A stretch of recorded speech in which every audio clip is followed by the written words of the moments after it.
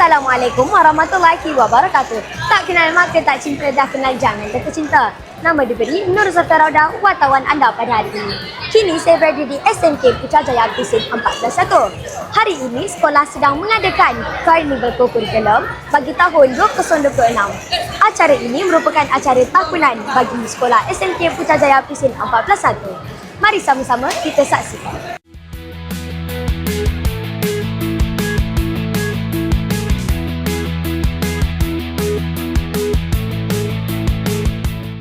Assalamualaikum. Kini saya bersama dengan seorang pengunjung di karnival ini.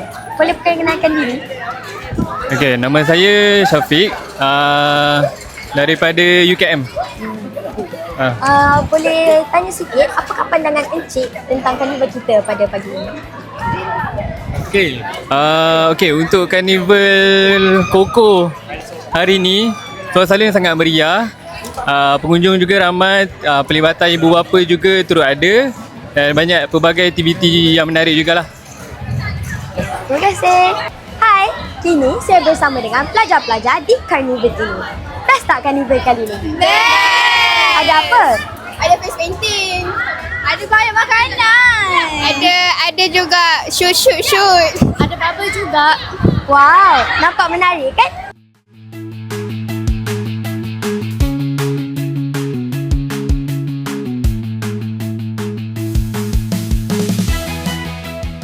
Kini saya bersama dengan seorang pelajar di karnival ini. Boleh perkenalkan diri? Boleh.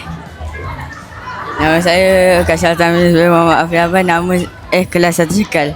Apa yang paling menarik kat sini bagi awak? Pertandingan bola tadi. Dah habis final match, siapa menang? Gumam Merah. Rumah Merah. Wow, tanya kepada Rumah Merah.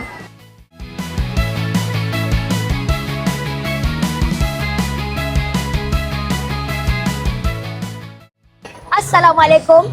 Kini saya bersama dengan Puan Rozahani binti Osman, penolong kanan co-curriculum di SMK Putrajaya Pisik 411. Puan, apakah objektif utama karnival co-curriculum ini dilaksanakan? Okey, pertama sekali sebenarnya kita nak mencungkil bakat-bakat murid yang dalam pertandingan. So bila kita dapat tahu siapa yang jadi juara, mereka ni akan dapat pergi ke peringkat lebih tinggi lah. Okey, yang keduanya kerana kita of course lah kita nak mengeratkan hubungan antara guru murid sesama murid dalam kalangan warga sekolah lah. Okey, terima kasih Ego. Satu lagi nak tanya, apakah harapan cikgu dengan karnival-karnival seperti ini dilaksanakan? Okey, sebenarnya pertama sekali kalau kita lihat dari segi gerai jualan, kita nak mencungkil bakat-bakat usahawan kan. Dan juga macam cikgu kata tadi, untuk pertandingan sebenarnya kita nak ada juara ini yang akan mendapat kemenangan juga dalam pertandingan di peringkat negeri dan seterusnya peringkat kebangsaan. Okey. Terima kasih diucapkan kepada Puan Rozahani atas ucapan sekitar. Okey, sama-sama.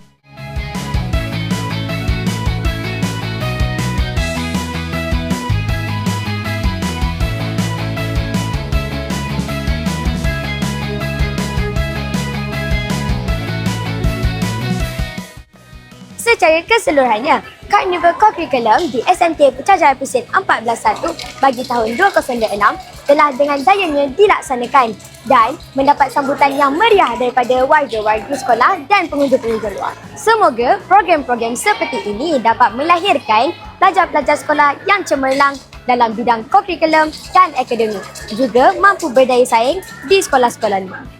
Dengan itu, berakhirlah sudah karnival co-curriculum kita di SMK Putrajaya Pisik 411 bagi tahun 2026. Sekian, terima kasih.